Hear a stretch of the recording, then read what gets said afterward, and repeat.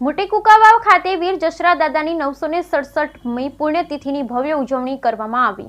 મોટી કુકાવાવમાં વીર જશરાજ દાદાની 967મી પુણ્યતિથિની ભવ્ય ઉજવણી।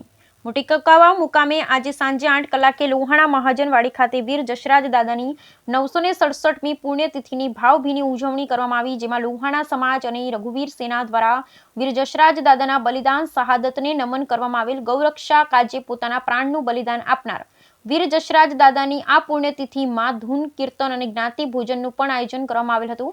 આ પ્રસંગે ઉપસ્થિત સરપંચ ફौजी સંજયભાઈ લાખાણીને સાલ ઉઢાડી સન્માનિત કરવામાં આવેલા હતા।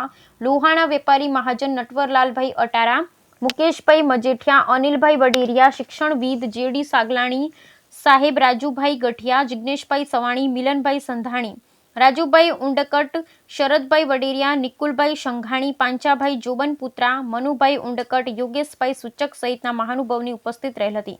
કાર્યક્રમના સમાપનમાં આરતી થાળ બાદ લોહાણા સમાજના યુવા પ્રમુખ મિલનભાઈ કટારિયા, યુવા પ્રમુખ અનિલભાઈ વડેરિયા તેમજ રઘુવીર સેના પ્રમુખ મિલનભાઈ કટારિયા દ્વારા આવેલ તમામ જ્ઞાતિ ભાઈઓ બહેનો સાથે આમંત્રિતોનું આભાર દર્શન કરેલ તેમજ જ્ઞાતિની એકતા કાયમ માટે જળવાઈ રહે, શુભ કાર્યો થતા રહે તેવી શુભેચ્છા પણ પાઠવી। બ્યુરો રિપોર્ટ રસિક વેગડા।